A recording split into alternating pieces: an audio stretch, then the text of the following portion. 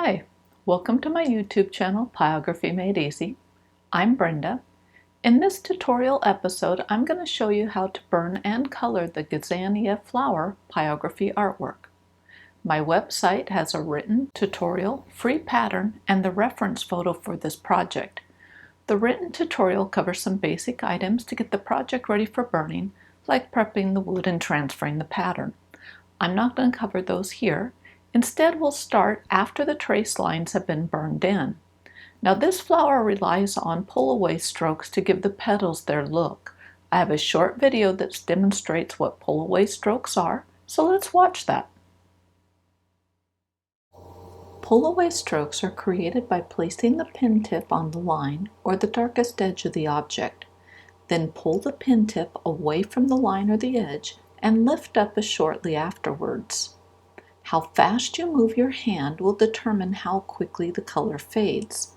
New strokes should be touching or even slightly overlapping the previous stroke.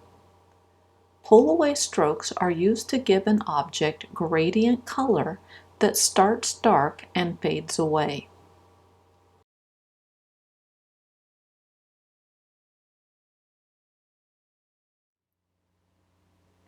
Now that we have a better understanding of the burn stroke we'll be using, we'll start burning the flower.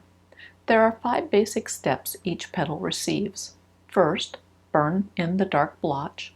Second, give the petal a base color of light tan. Third, darken the crease lines. Fourth, darken the bottom. And fifth, add any cast shadows if applicable. Now these steps do not have to be done in that exact order, but each petal needs to have them done. Well, let's get to work.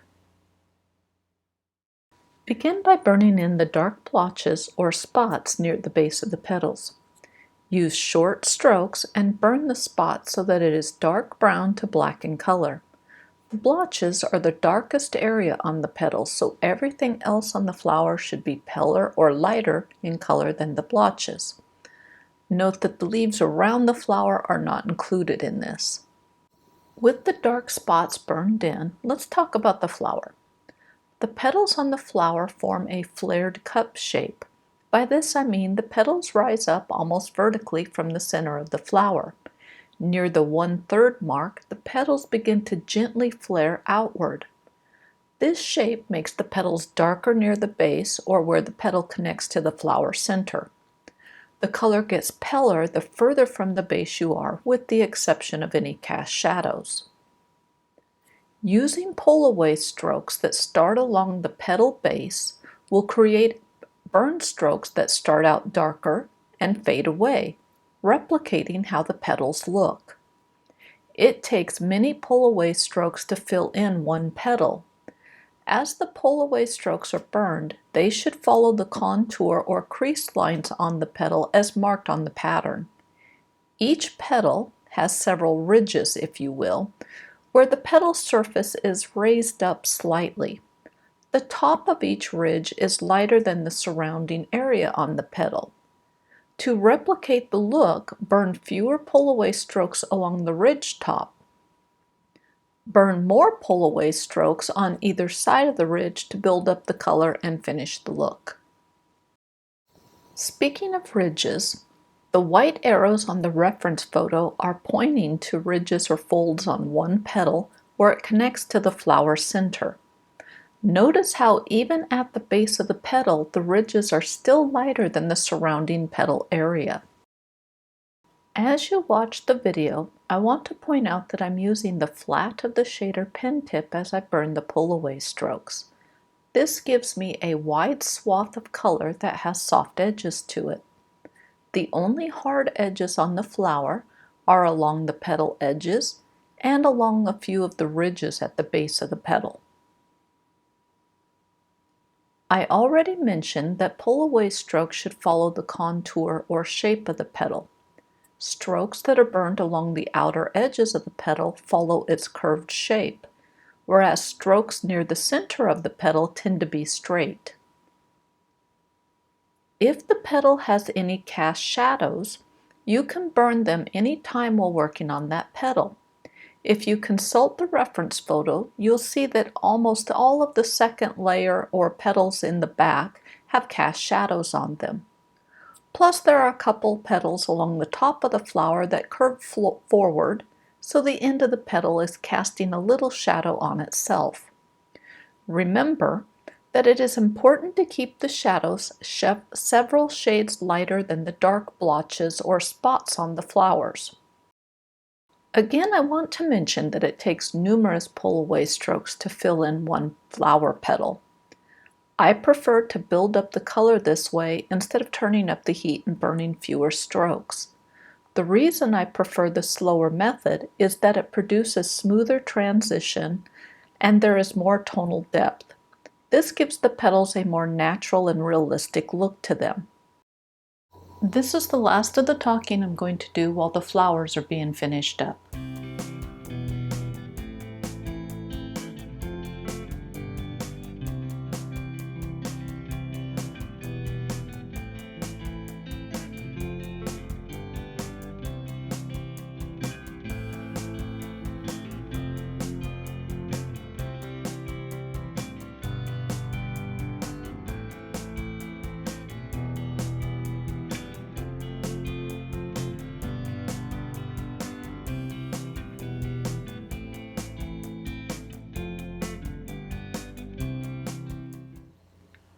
With the flower petals done, we'll burn in the leaves and the flower bud.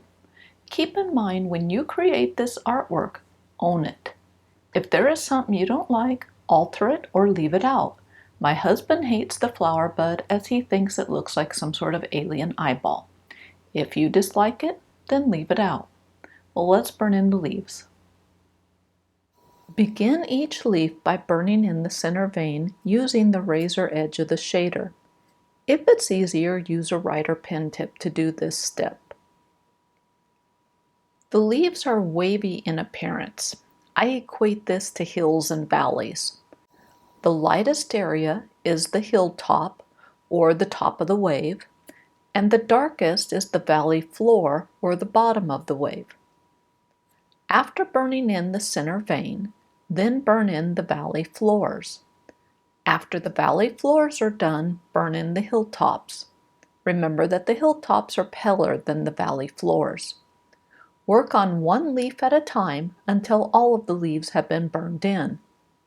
That's the end of the talking about the leaves until we start the flower bud.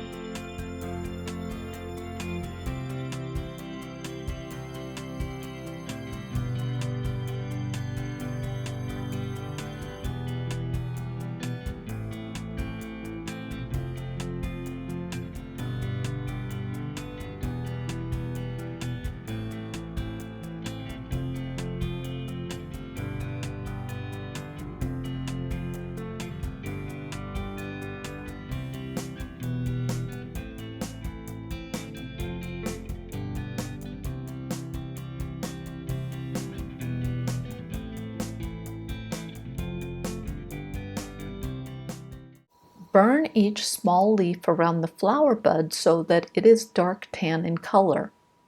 Then reburn each leaf a couple shades darker near the leaf base.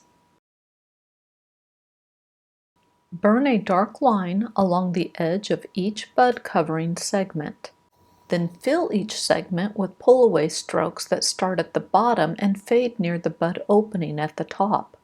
The bud opening should be burned to a dark brown or black color. The lower right side of the bud is in shadows, so it should be darker than the top left. The last thing we need to burn is the center of the flower. We'll use a shader and a writer pen tip for this step. Let's finish burning. Use the flat of the shader to burn small circular spots and blotches of varying colors in the flower center. Make sure to burn the darker spots all along the outer edges right next to the petals. but avoid burning dark spots in the very center of this area.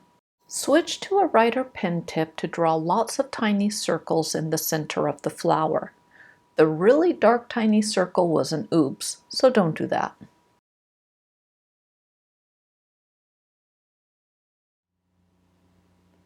The last part of this tutorial is adding color using Prismacolor colored pencils. I will mention the name of the color during its application, and I listed all of the colors in the remarks below. Also, you will need something to blend the color with. I show you how to use an eraser or a blending stump to do it. Well, let's finish up this flower. Begin by applying a light layer of yellow-orange colored pencil over the entire petal surface. Remember that we want the pyrography to show, so make sure to keep the colored pencil layer thin. Next, apply a thin or light layer of Spanish orange along the creases, shadows, and the base of every petal.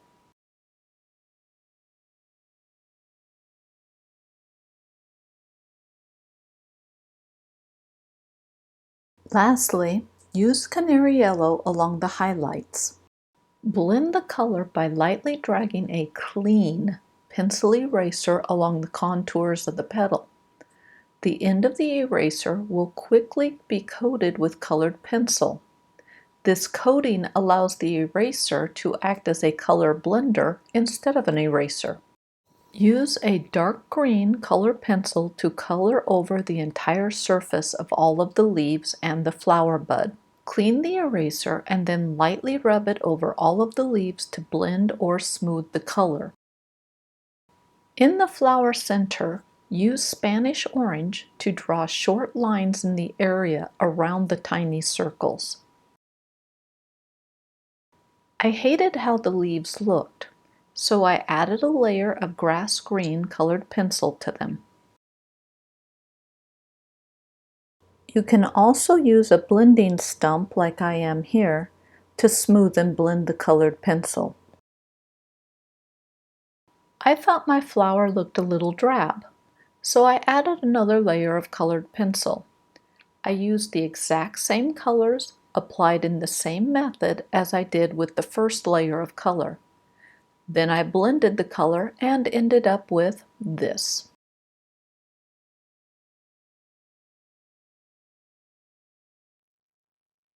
We are all done. I hope you enjoyed this tutorial and that I provided clear and easy instructions for it. In the remarks below, I've provided a link to my website, Pyrography Made Easy. The website has a written tutorial, free pattern, and the reference photo for this artwork. Now just a couple more things before I go. I use a Colwood Super Pro 2. The artwork was burned on a piece of die-cut plywood and it took me 5 hours to complete it. Well, thank you for watching, and if you enjoyed the video, please subscribe to my channel. I have a new video every Tuesday. At least once a month I have a tutorial, if not more often. We'll see you next week.